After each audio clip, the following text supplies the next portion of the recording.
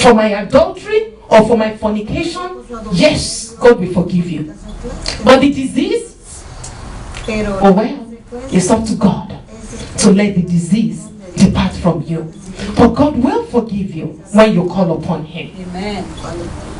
If you confess your sins, the Bible says, 1 John 1:9, if you confess your sins, He is just and faithful to forgive you and cleanse you from all unrighteousness. Amen. When you confess your sins, He will cleanse you from all unrighteousness and He will forgive you.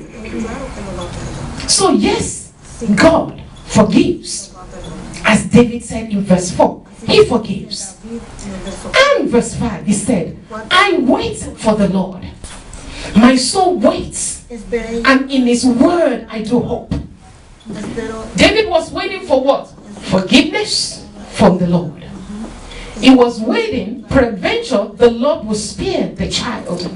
But God said He will forgive your sin. He did not promise to spare the child. God promised to forgive your sin. And God did exactly as He said. The Bible said He honors His word more than His name. Amen. And so God did exactly what He said. He will forgive sins. Amen. No matter how deep, no matter how terrifying your sin might have been, God forgives sins. You know, I know of many ministers, powerful ministers of God,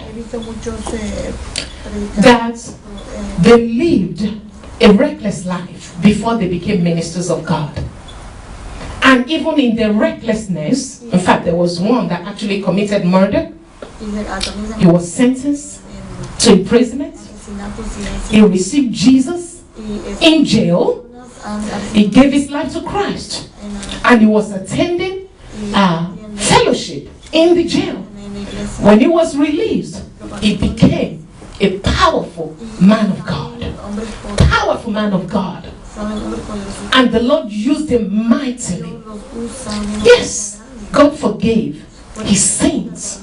The sin that he committed before he went to jail. And God forgave him in sin. But he served his term in jail. He served his term. When he came out, he began to do the word of God, the work of God. God forgives. God forgives. God forgives.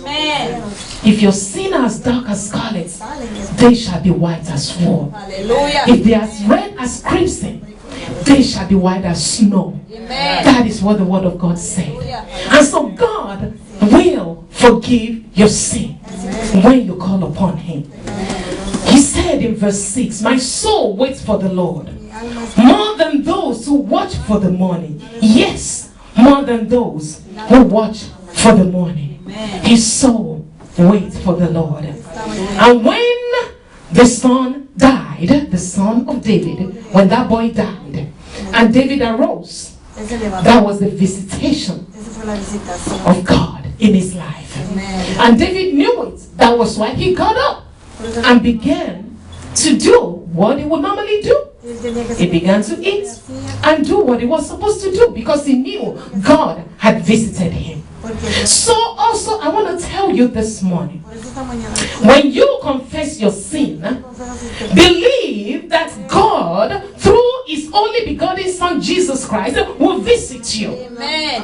When that man on the heap of ammunition say, here comes the Son, you can say, here comes the King of Kings, here comes my Creator, even the Creator of the heaven and earth, the one that is able to forgive all sins. When I confess my sins, He will forgive me. Today I know that I have received the visitation of the King of Kings, even concerning my own situation. And you can trust in Him. You can believe Him that He has done it and it will be done, and so shall it be for you in the name of Jesus. Hallelujah. The Bible says sin will not have dominion over you. Amen. Because you are not under the law, but you are under grace. Hallelujah. Sin will not have dominion over you. Amen. Which means it will not have power over you. Amen. Sin will not rule your life. Amen. Thank you, Lord. Thank you, Lord. Hallelujah. Thank you, Lord. Thank you, Lord. I want you to know one thing today. There is no depth of sin that God cannot forgive. If God forgives a murderer, how many of you have murdered? Just raise your hand if you were a murderer. Just signify like this. Don't let people see you. Everybody look at me so that you don't see if there's any more. Just raise your hand like this if you've ever murdered anybody. Okay. Nobody. Thank God. So if God can forgive a murderer, thank God. He will forgive us, right? He will forgive all of us. Thank God. Right, James? He will forgive all of us. If God can forgive a murderer, I will really thank Him. It's going to be good for you to know one thing as well. God not only forgives. When the Son arrives, He not only forgives. Here comes the Son, SOS. He not only forgives, He does a lot more than just forgiving sins.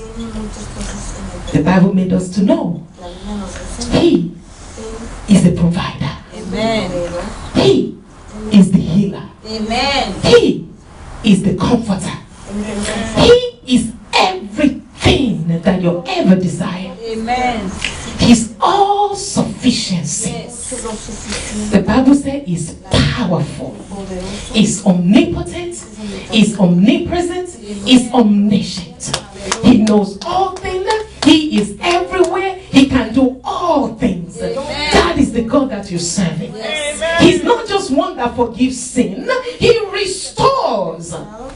He restores you. The God of restoration. When He comes into your life, not only does He forgive your sin, He restores you.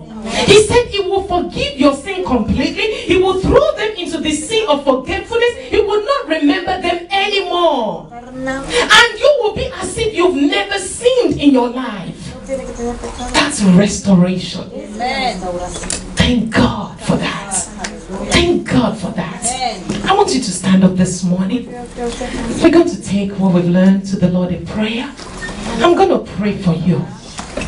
God that showed up for David, that forgave his sin and decided to bless him with Solomon. I pray that that God will show up in your life today in the name of Jesus. Almighty God, the creator of the heavens and the earth,